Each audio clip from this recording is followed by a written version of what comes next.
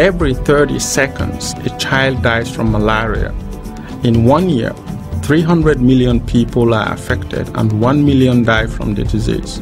Sub-Saharan Africa accounts for 90% of malaria-related deaths. Kwa siku unaweza kupata wagonjwa 20 mpaka 30, lakini zaidi ya hao ni dalili ambazo tunafikiria za malaria na wengine ni kifua, yani kikohozi cha kawaida. Le paludisme est toujours un problème de santé publique d'importance mondiale. Plus de 95% des cas de paludisme se trouvent en Afrique intertropicale et la plus grosse partie de la mortalité se retrouve aussi en Afrique intertropicale. Des stratégies de lutte sont en développement, financées par de gros bailleurs de fonds comme la Gates Foundation et permettent d'envisager dès à présent une élimination progressive du paludisme sur différentes zones.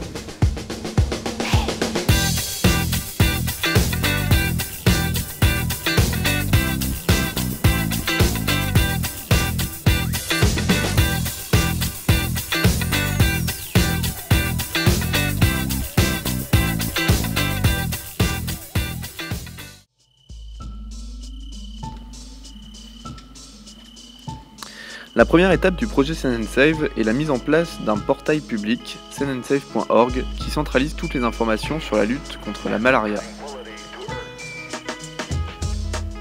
C'est à partir de ce site que tous les internautes peuvent faire des promesses de dons, être sensibilisés à la prévention contre le paludisme et connaître tous les partenaires du projet, comme le professeur Rogier par exemple.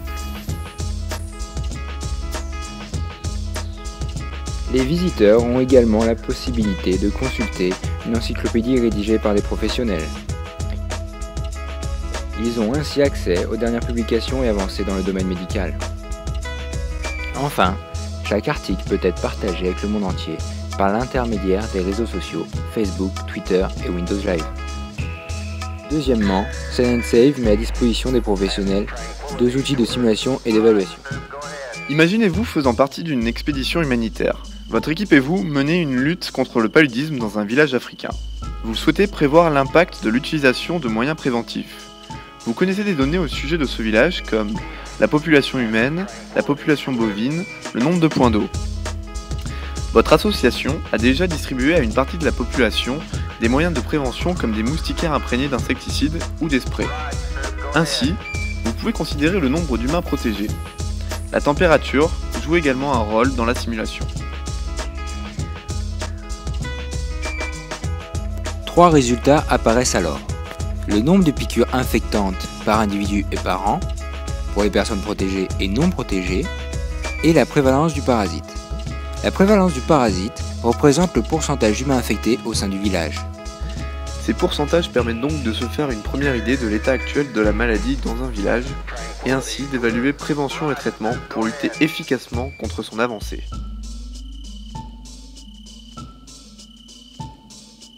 Vous faites toujours partie d'une expédition humanitaire, mais vous souhaitez organiser une distribution de moyens préventifs sur une zone tout entière. Pour atteindre cet objectif, vous cliquez sur le plan au centre de la zone en question. Les informations concernant la grande ville la plus proche sont récupérées et affichées. Pour la zone que vous avez définie, vous rentrez un pourcentage d'utilisateurs de moustiquaires et vous lancez la simulation. Tous les villages qui participent à la simulation apparaissent alors.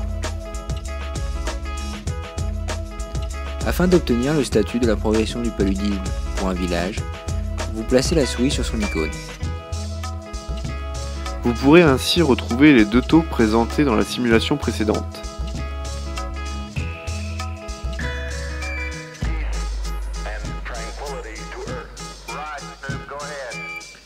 Maintenant, nous allons changer le pourcentage d'utilisateurs de moustiquaires afin de visualiser l'impact sur les résultats de simulation.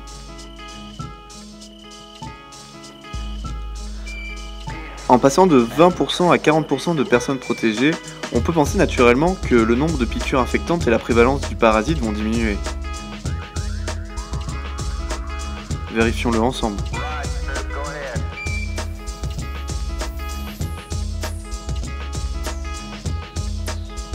La différence entre les 2 résultats de la simulation montre la contribution de vos futures mesures de prévention. Passons maintenant aux autres fonctionnalités de l'outil que nous proposons. Tout d'abord, le professionnel se connecte à son espace privé.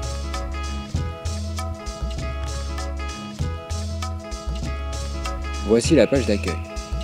Sur la gauche de cette page, l'utilisateur peut voir le profil Twitter Rollback Malaria. À côté, les utilisateurs connectés récemment sur le portail professionnel apparaissent. Cliquer sur leurs icônes permet d'afficher des informations sur ces derniers. La carte des alertes montre les alertes récentes postées par les associations qui ont utilisé l'outil de simulation récemment. Elles ont un niveau d'intensité qui est renseigné par le professionnel. La liste des utilisateurs peut être consultée en cliquant sur cette icône. Si vous souhaitez contacter une personne en particulier, par exemple le professeur Roger, il suffit de cliquer sur sa carte d'identité et ensuite de cliquer sur Contactez-moi à l'arrière de celle-ci. La page MapAll permet d'utiliser l'outil de simulation pour tous les professionnels de la santé.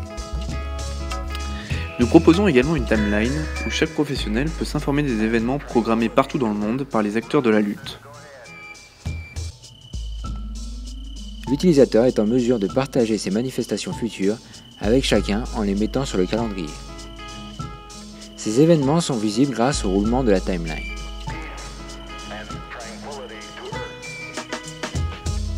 Une interface conviviale permet aux utilisateurs d'ajouter facilement un événement.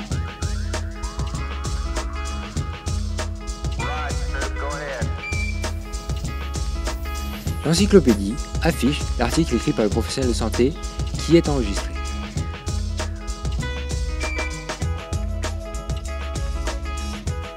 En cliquant sur ce bouton, l'utilisateur peut retrouver tous les titres des articles de l'encyclopédie sous la forme d'un nuage dynamique. En cliquant sur le titre souhaité, il a alors accès à la lecture de l'article correspondant. Un dernier onglet statistique permet aux professionnels d'obtenir rapidement des chiffres significatifs sur l'état actuel de la lutte. Nombre d'alertes, d'événements, de promesses de dons et même nombre de visiteurs du site. Revenons maintenant à la simulation pour présenter la dernière fonctionnalité de Send and Save. Lorsque la simulation est terminée, l'utilisateur clique sur ce bouton. Cette option affiche un catalogue de médicaments et de moyens préventifs fournis par des laboratoires. Ainsi que vous soyez médecin ou association, il vous est possible de vous faire une estimation concrète des moyens à mettre en place pour prévenir ou guérir le paludisme n'importe où dans le monde.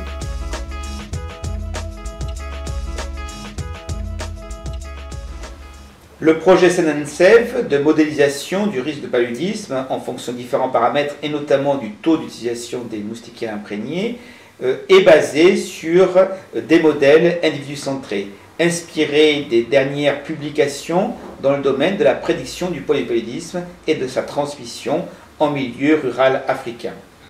Il s'agit donc d'un outil qui serait tout à fait utile pour des programmes nationaux de lutte, mais aussi pour des associations qui s'occupent de la lutte contre le paludisme et qui auraient besoin de savoir comment orienter leur stratégie, leurs interventions et sur quel village focaliser la lutte.